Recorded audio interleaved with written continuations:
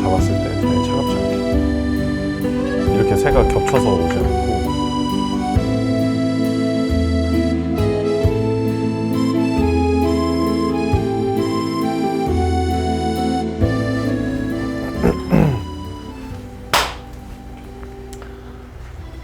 안녕하세요, 용민입니다.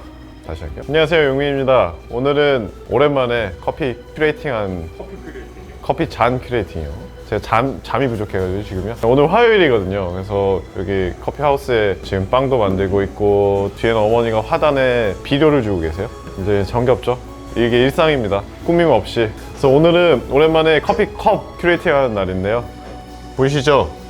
여러 가지 잔들이 있는데 헤렌드사의 로스차일드 라인을 한번 소개해 드리려고 해요. 어때요? 알고 보면 더 재밌는 라인이거든요. 스토리도 그렇고 뭐 헤렌드에 대해서도 얘기를 해보고, 그리고 여기다 뭐 커피 한 잔 또 마셔봐야죠. 우리 또 너무 예쁘지 않나 진짜?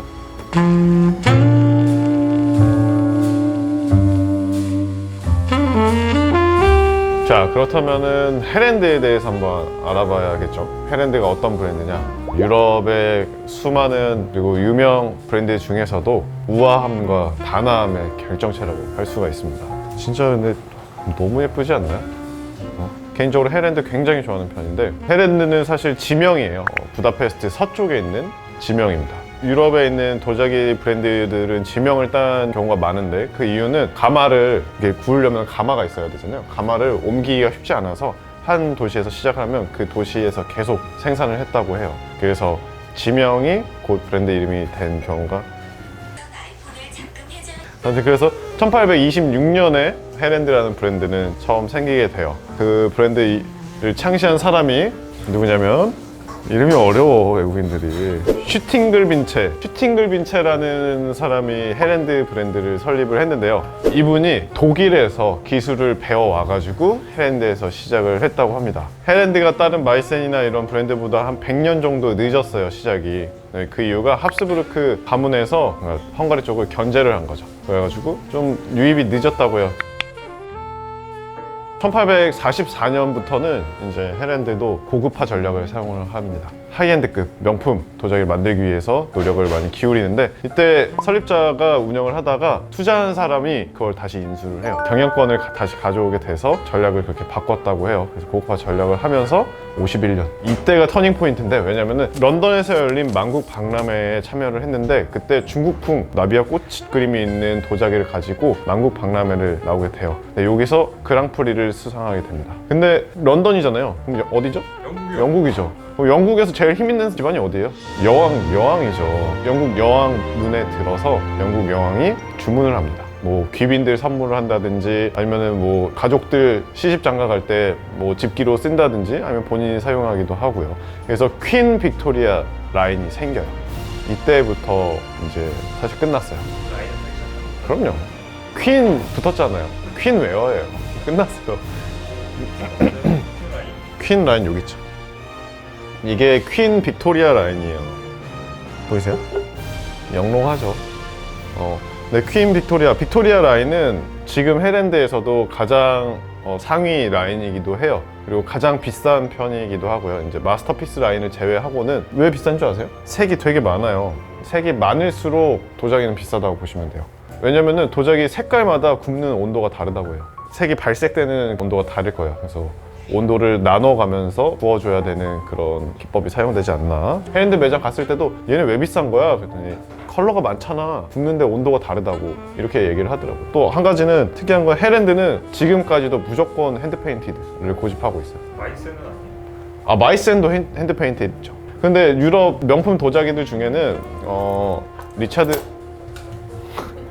이거 이렇게 주고 가네. 명품 도자기들 중에는 이제 보급형 라인으로 이렇게 프린팅되는 라인이 나오기도 해요. 예를 들어서 리차드 지노리 같은 경우는 프린팅으로 나오기도 하고 하는데, 얘네는 지금도 무조건 골드 도금 그리고 은색깔은 무조건 백금을 사용해서 하고 있고 핸드페인트를 쓰고 있어요. 그래서 평균 가격이 마이센과 헤렌드가 제일 비싼 것 같아요. 어떤 제품을 사든 다 비싸. 그리고 세일을 안 해. 노 세일. 그건 참 마음 아픈 것 같아요. 아무튼 그렇습니다. 그래서 44년의 고급화 전략, 51년에 런던 만국박람회에서 굉장히 확 주목을 받았고요. 그 다음에 또 한 번의 기회가 옵니다. 네, 또 한 번의 기회가 찾아옵니다. 파리에서 열린 만국박람회, 인디안 바스켓이라는 라인이 거기서 정말 인기를 엄청나게 끌어요. 그래서 각 유럽의 여러 부잣집들, 그러니까 엄청 유명한 가문들이 있잖아요. 그 가문들의 인기를 엄청나게 독차지하게 됩니다. 오스트리아 황실, 프랑스 나폴레옹 3세 부인, 황후죠. 황이죠요? 황후. 황인 줄 알았냐. 러시아 알렉산드로 1세, 멕시코까지 가서 멕시코의 황제 막시밀리안 1세까지 굉장히 이 브랜드 인디안 바스켓이라는 라인을 사랑하게 됩니다. 이때부터 엄청난 유명세와 부를 축적하게 된 헤렌드라고 보면 돼요.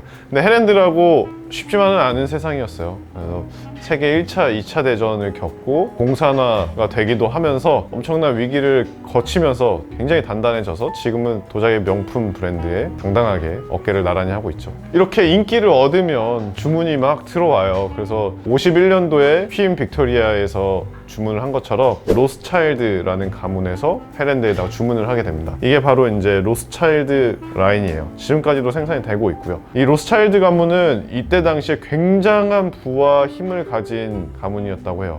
지금도 뭐 장난 아니죠. 그러니 뭐 엄청나게 신경을 많이 썼겠죠. 전 사실 헤렌드 매장 들어가서 이 로스차일드 라인이 정말 눈에 많이 들어왔어요. 정말 화려하면서도 정교해.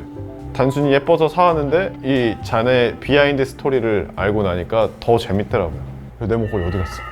야, 누가 가져왔어? 얘는 빅토리아 라인이 있고, 그 다음에는 로스차일드 라인이 있고, 그 다음에 얘 같은 경우는 아포니 라인이에요. 근데 이렇게 이름이 붙는 그 의미는 뭐냐면 주문한 가문의 이름을 따서 그 라인의 이름이 정해지게 됩니다.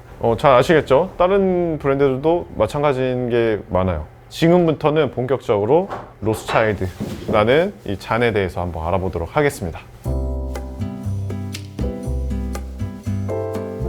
아무튼 1700년대에 로스차일드 가문이 엄청난 부를 축적해요. 뭐 금융부터 해서 돈을 엄청나게 벌었는데, 근데 유럽에서 유대계는 뭐랄까 사교계에 이렇게 입문하기가 쉽지 않았어요. 정통 이런 귀족들이 잘 껴주지 않았을 것 같아요. 근데 오스트리아 황실에서 남작이라는 타이틀을 주게 돼요. 남작이 됐잖아요. 사교계에 발을 들이게 됩니다. 근데 돈이 많잖아요. 얼마나 파티를 하고 사람들 초대하고 이런 자리가 많았겠어요. 그러다 보니까 뭐가 필요해요? 사교계에서는 이런 접시, 화병, 호화스럽고 사치스러움의 끝, 도자기가 또 필요했겠죠.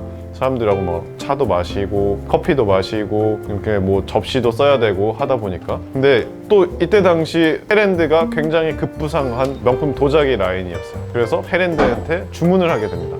도자기 필요하다. 우리 관문만을 위한 도자기를 만들어 달라. 그래서 주문한 게 이 로스차일드 라인이라고 보시면 되겠어요. 아까 말씀드린 것처럼 주문한 가문의 이름을 따서 지금까지도 만들어지고 있는 라인들이 많아요. 최근에는 없나? 최근에요? 최근에는 사실 없는 것 같아요. 그 빌 게이츠 라인 뭐 이런 거. 그냥 그런 사람들은 이렇게 만들어진 옛날 그 클래식한 정통 라인을 사서 쓰겠죠. 돈이 얼마나 많으면 이런 라인을 만들어줄 수 있을까? 그러니까 주문량이 얼마나 돼야 된다는 거야 도대체. 자, 로스차일드 가문의 이 잔 그림 있잖아요. 이거는 어떻게 그림이 나오게 됐냐면요, 보시면 새들이 있고 뭔가 아래에 이렇게 걸려 있어요. 저도 이거는 스토리를 알고 나서 보였는데 이게 진주 목걸이라고 해요. 여기요. 아래 이렇게 주렁주렁 걸려 있는 게 있잖아요. 이게 진주 목걸이라고 해요. 네, 이 그림이 나오게 된 배경이 뭐냐면 로스차일드 가문의 부인이라고 해야 되나? 사모님이 계셨겠죠? 거기 사모님의 진주 목걸이가 어느 날 사라진 거예요. 근데 난리가 났어요. 뭐 한두 푼짜리겠어요. 지금 이렇게만 봐도 굉장히 비쌀 것 같은. 그때 당시 진주 목걸이면 정말 끝판왕이었겠죠. 진주 목걸이가 사라져서 찾고 난리가 났는데 내 목걸이 어디 갔어? 야, 누가 가져왔어? 야, 다 눈 감아. 가방 다 꺼내. 이렇게 했는데 거기서 일하던 정원사가 그 가문의 정원에 있는 나뭇가지에서 이걸 발견을 한 거예요. 그래서 여기서 이제 추측하길 새들이 진주 목걸이를 물어서 갔구나. 그래서 나뭇가지에다가 이렇게 걸어놨구나 라고 추측을 하게 됩니다. 그래서 그 이야기를 바탕으로 헤랜드의 로스차일드 라인의 그림이 항상 다 이렇게 새들이 앉아있고 나뭇가지에 아래 보면 어디에든 다 그 진주 목걸이가 걸려 있어요. 새와 진주 목걸이가 있다면 로스차일드 라인이라고 보시면 될 것 같아요. 솔직히 말도 안 되는 그런 스토리를 아니 새가 진주 목걸이를 왜 물고 가? 그리고 가끔 이 얘기하다가 잡혀갈 수도 있어요. 로스차일드 가문한테. 불러주세요. 저 잡혀가서 로스차일드 분들에게 커피 내려드리고 싶네요. 불러주세요. 아 대단한 것 같아. 근데 저 같아도 이런 이야기 하나쯤 만들어가지고 라인 만들고 싶어요. 보통 메인으로 이제 새와 진주 목걸이, 나뭇가지에 앉아있는 새와 진주 목걸이 그림이 하나 있고요. 그 다음에 다른 데는 이제 나비. 이때 당시 또 그 중국풍의 이런 나비와 꽃 모양이 유행을 했어요. 이때 당시 유행했지만 지금은 클래식이 됐죠. 지금도 계속 이런 패턴들을 다 넣고 있어요. 사실은 이게 로스차일드 무늬라고 보시면 돼요.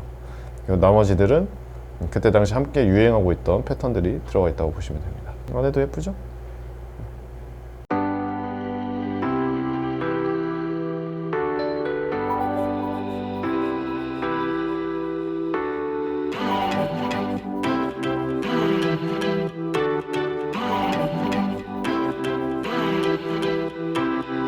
뭘 담느냐에 따라 그릇의 모양이나 용량이 달라져요. 그리고 브랜드마다 그 쉐입이나 입에 닿는 텍스처 그리고 이 그립감이 다 달라. 근데 저는 헤랜드의 이 그립감과 텍스처, 입에 닿는 이 두께감 정말 뛰어나다고 봐요. 제가 좋아하는 다른 브랜드들보다도 그거는 참 잘 만들었어. 아주 실질적으로 사용하는 데 많이 신경을 쓴 느낌인 것 같아요. 이거 제가 헝가리 가서 사왔거든요. 거기서도 한 잔에 20만 원 정도 했어요. 소서하고 컵 세트죠 이게. 한 세트가 20만 원 정도. 우리나라에서는 제가 봤을 때 최소 35만 원. 최소 35만 원. 우리나라는 그 아포니 라인이 많지. 헤랜드는 아포니 라인이 가장 기본 많이 쓰는 라인이고 가격도 가장 좀 커머셜한데 커머셜하지만 커머셜하지 않죠. 스페셜하죠. 가격이 다 비싸기 때문에. 동남아에서 만들잖아요 많이 요즘. 많이 만들죠. OEM 많이 하죠. 헤랜드는 안 그런가요? 헤랜드는 제가 재작년에 헤랜드 매장 갔을 때 야 너네 세일 안 해? 세일하는 거 없어? 이랬는데 우리는 노 세일이야. 왜냐면 우리는 무조건 핸드 페인티드 잔들만 있고 우리는 아직도 우리가 만들어 라고 얘기를 하더라고. 그렇게 얘기를 하니까 걔는 분명히 헝가리에서만 제작을 하는 것 같아. 진짜 맘 아프게 내가 작년 초에 제가 따뜻한 커피잔을 깨본 적이 한 번도 없었는데 내 첫 경험이야. 얘가 깼어요? 접시를 깼어. 그래서 하나가 없는 거군요. 진짜 내가 진짜 이거 아직도 그 깼던 장면이 아직도 생생하게 기억. 저 자리에서 이 시간은 아니지만 낮 시간에 접시 핸들링을 닦다가 린넨으로 닦다가 떨어뜨렸어. 깨가지고 똑같은 걸 사려고 알아봤는데 아고다래. 아고다 아니지. 그 어디냐? 어디죠? 중고품 파는데? 아마존 말고. 알라딘? 아니. 알리바바? 아니? 그 뭐야 있잖아. 이베이 같은 데 찾아보시면은 중고품들을 많이 판매를 해요. 옛날 사용하던 엄청 오래된 그런 잔들도 판매하는데 거기에 찾아보면 아직도 똑같은 잔들이 있어요. 사용한 지 얼마 안 된 잔들도 있고 거기서 찾으면 접시만 한 10만 원 돈 정도 해서 중고가. 그래서 살까 말까 엄청 고민하다가 그래서 안 산 이유가 해외 나가면 또 사와야겠다라고 생각했는데 코로나 때문에 지금 나가지 못하고 있어. 유럽을 또 가면 부다페스트 가면 플리마켓이 있어. 그러니까 벼룩시장 같은 데가 있거든. 거기 가면 생각보다 되게 많아. 엄청 많이 팔죠. 근데 매장보다 훨씬 싸. 근데 확실히 좀 새 것 같은 느낌은 아니지. 그런 데선 큰 화병 같은 거 사면 너무 좋을 것 같아. 이것도 거기서 사온 건데. 저거 화병이에요. 화병이에요? 그거 뭔 줄 알았어요? 그렇습니다. 너무 아끼는 잔인데 깼어. 뭐 얘기하고 있었지? 사실 이 잔은 깬 뒤로는 손님한테 나가는 걸 허락하지 않아. 마음속으로 간직하죠. 가끔 제가 마시고요. 제가 있을 때는 정말 원하시면 드리기도 하는데 저 잔만을 위해서 왔다 하면은 뭐 바다 건너왔다. 이 잔의 가치를 아는 분이라면 내가 내어드릴 수 있지. 접시 깨기 전에는 자주 나갔어요. 종종. 자기가 껴놓고 왜 그래? 그래 내가 깼으니까. 굉장히 스페셜한 잔이잖아요. 정말 비싼 커피를 내려 마실 때 전 가끔 내려 마셔요. 뭐 핑카데보라, 파나마 게이샤 같은 거 내려 마시거나, 아니면 제가 아끼는 원두, 뭐 저는 홈 블렌드를 아끼기 때문에 저희 블렌드 아껴서 블렌드를 내려 마시거나, 정말 오늘 기분 내고 싶다, 오늘 뭔가 커피로 위안받고 싶다, 내가 이렇게 가게에서 일하고 내가 커피를 하는 사람이지만 커피로서 위안을 받고 싶다, 꺼냅니다. 그리고 그날 마시고 싶은 제일 좋은 커피를 여기다 담아요. 그래서 진짜 한 모금도 남김없이 끝까지 다 마셔요. 핥아 먹는다는 소문도 있고. 그렇죠. 아 진짜 나 편태 같나? 입으로 방금 약간 이 느낌이 너무 좋거든. 그 촉감이 어때요? 너무 얇지도 않고, 저번에 소개드렸던 임페리얼 포슬린 같은 경우는 너무 얇거든. 진짜 얇거든. 잔이 입에 안 들어오는 느낌이라면 얘는 좀 변태스럽게 입에 너무 착 감기는 두께감이에요. 잔을 마신다라는 느낌도 너무 좋은 것 같아요. 기분 탓이겠죠? 이 금태가 있어서 그런지. 자 보세요. 이것도 손잡이도 되게 재밌는데, 이렇게 작게 만들어서 어떻게 손가락을 껴서 마셔? 라고 얘기하잖아요. 할 수도 있어, 남자들은. 근데 원래는 잔을 잡는 방법이 있어. 심지어 이렇게 막혀있는 잔들도 있어. 근데 뭐 손가락 껴서 이렇게 위를 이렇게 잡아도 돼. 실제로 그렇게 잡으라고 위에는 오돌토돌하게 더 그립감 있게 만들어져 있기도 하거든. 근데 이렇게 잡는 게 아니야. 손가락을 넣지 않아. 이렇게 마주 잡아. 이렇게 잡는 거야. 이렇게 잡는 거야. 이렇게 잡아야지 예의야. 이렇게 넣어서 잡는다? 경박스러워. 옛날 귀족들은 그렇게 얘기를 했어. 근데 지금은 뭐 어떻게 잡아도 상관은 없어요. 근데 이렇게 엄지와 검지를 맞잡아서 이렇게 잡는 거예요. 아무튼 그렇습니다. 오늘은 이 잔에다 커피 한 잔을 마셔야겠네요. 제일 지금 좋은 게 파나마 게이샤 핑카 데보라가 있기 때문에 그거를 한 잔 마셔야겠습니다. 한 잔 하실래요, 감독님? 좋죠. 한잔 해볼까요? 한 잔 하면서 마무리를 해보죠.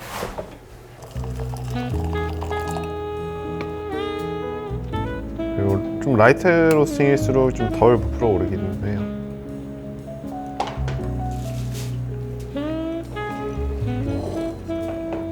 온도가 식지 않게, 그리고 잔을 잡았을 때 잔이 차갑지 않게.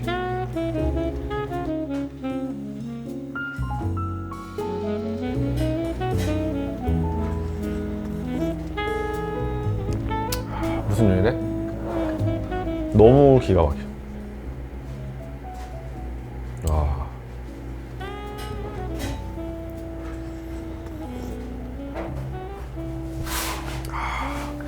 딱 접시를 줄 때도 들면 이게 앞뒤가 있어. 새가 내가 이렇게 딱 정면을 보이게 내줘야 돼. 이렇게 새가 겹쳐서 오지 않고, 여기에도 그림이 있고 여기도 그림이 있는데 이렇게 정면으로 딱 보이게 들어서 마실 때 그림을 볼 수 있게.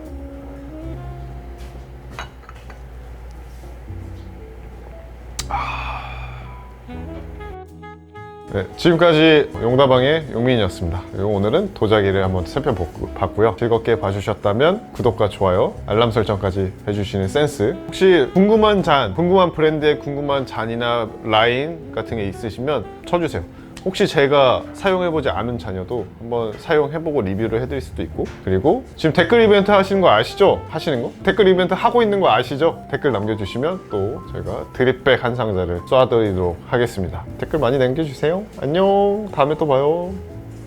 로스차일드 가문에서는 이렇게 좋은 잔 만들어까지 이렇게 사용하시는데 좋은 커피 쓸 때 되지 않았나요? 저는 불러주시면 또 일단 가겠습니다. 가서 제가 직접 내려드릴게요. 그런 영광을 한번 드리도록 하겠습니다. 로스차일드 가문 연락주세요. 이메일 ymcoffeeproject.com으로 한번 연락주세요. 안녕.